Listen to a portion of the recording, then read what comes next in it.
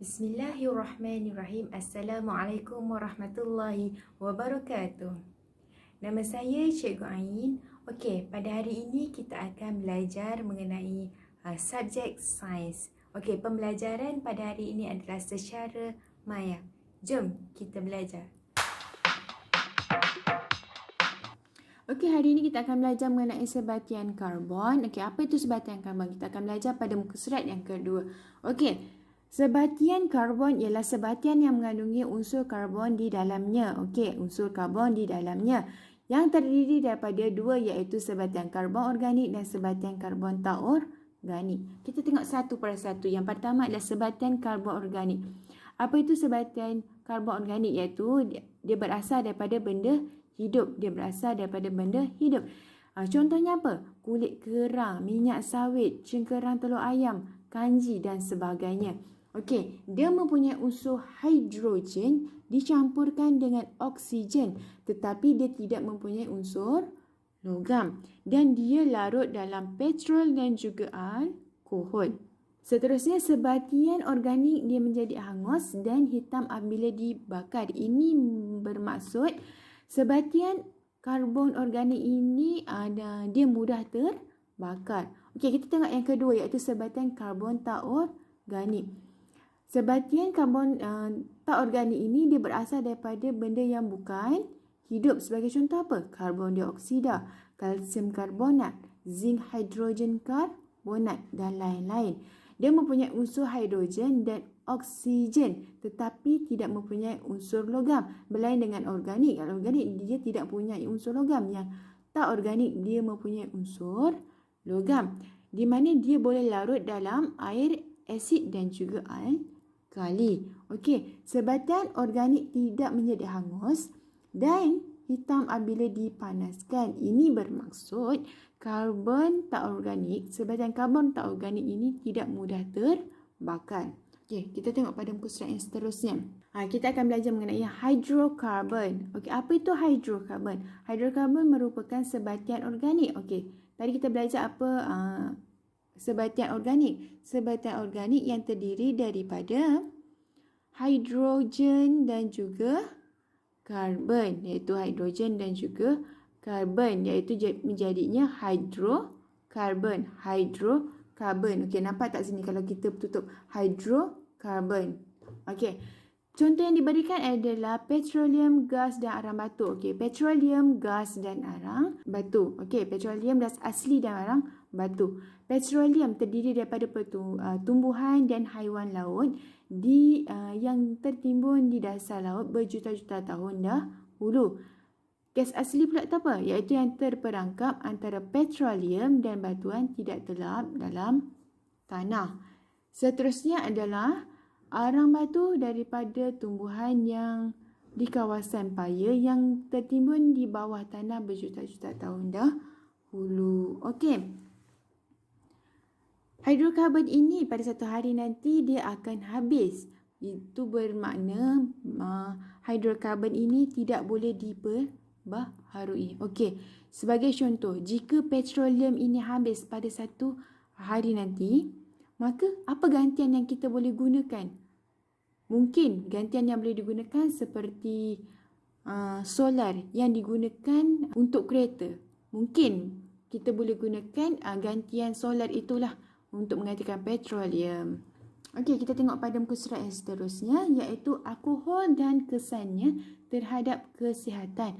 Okey, alkohol itu apa?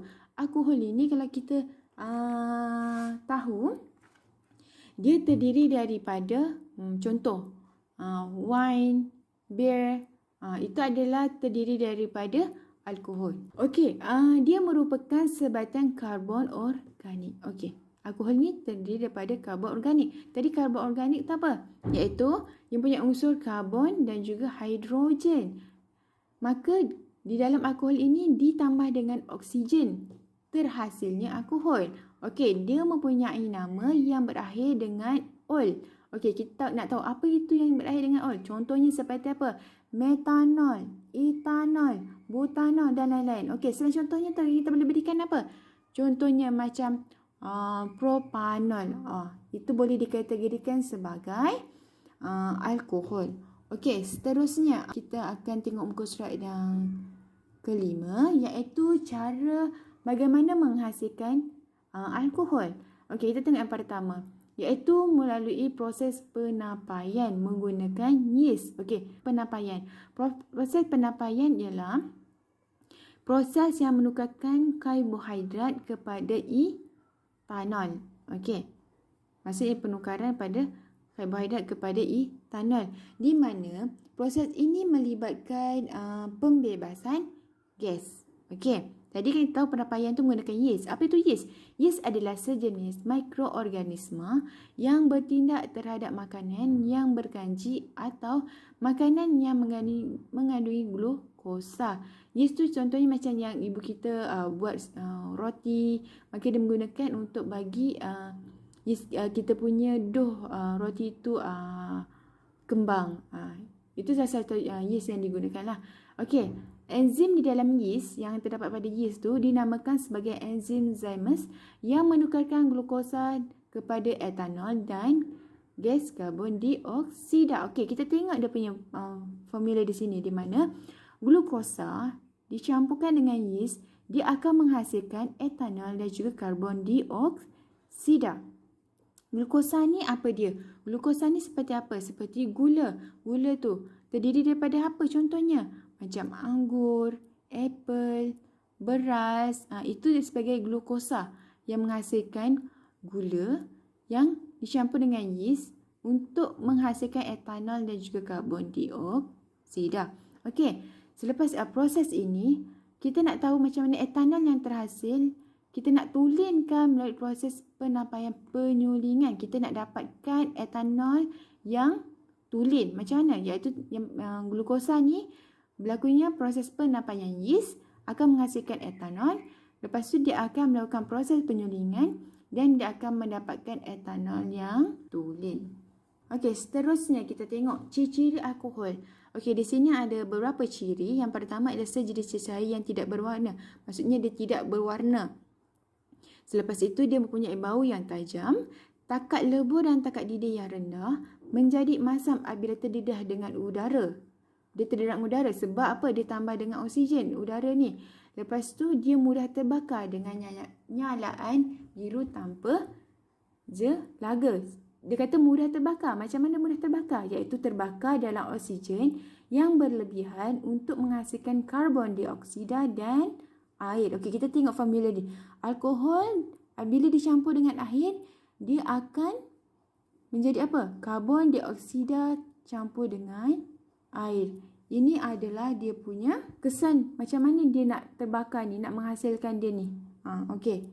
Daripada sini kita tengok pada dia bertindak balas dengan asid organik melalui proses pengesteran yang berbau harum. Maksudnya dia berlaku proses menggunakan asid organik. Okey, kita tengok asid organik yang digunakan tu apa? Iaitu asid sulfurik pekat ditambahkan sebagai pemangkin. Okey, yang digunakan asid organik yang digunakan tu adalah asid sulfurik pekat. Okey, kita tengok dia punya formula di sini, di mana alkohol dicampurkan dengan asid organik akan menghasilkan ester dicampur dengan air. Okey, asid organik itu adalah apa? Asid sulfurik pekat.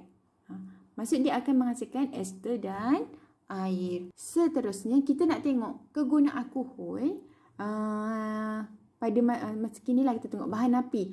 Alkohol ialah bahan api yang baik kerana sebatian ini mudah terbakar dan pembakarannya bersih tanpa jelaga. Okey, yang kedua, perubatan.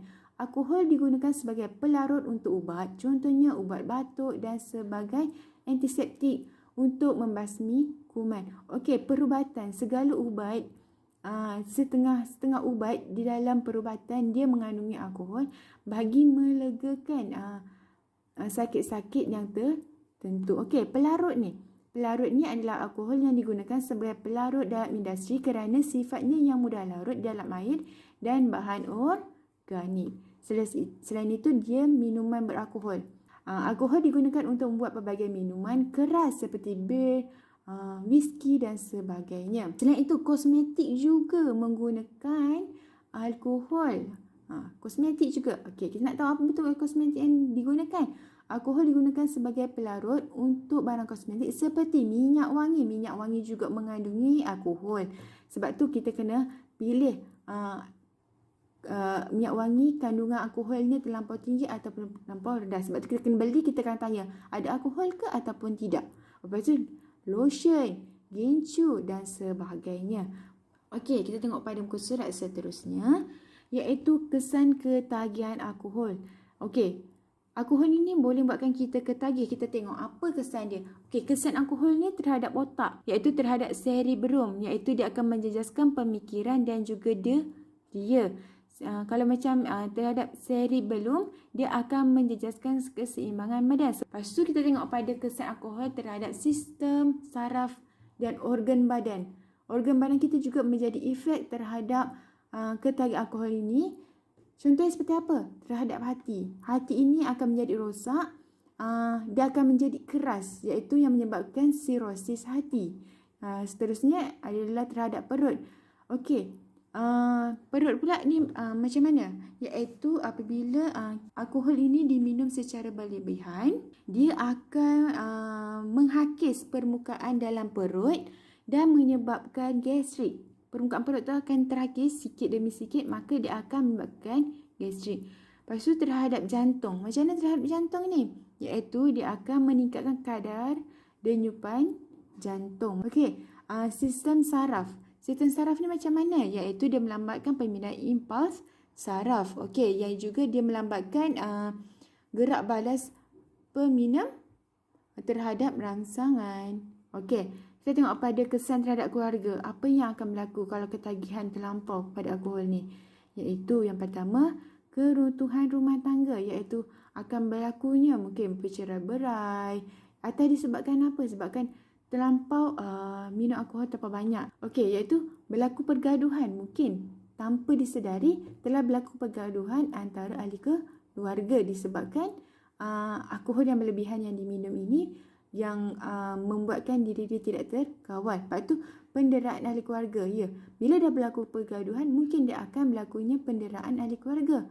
So, ini adalah kesan ketagihan alkohol terhadap otak, sistem saraf, organ badan dan juga terhadap keluarga. Okey, sampai di sini sahaja. Hari ini kita belajar mengenai sebatian karbon, pelbagai sebatian karbon dan juga alkohol dan kesannya terhadap kesihatan. Okey, jika terdapat sebarang persoalan boleh ajukan kepada cikgu melalui WhatsApp yang disediakan.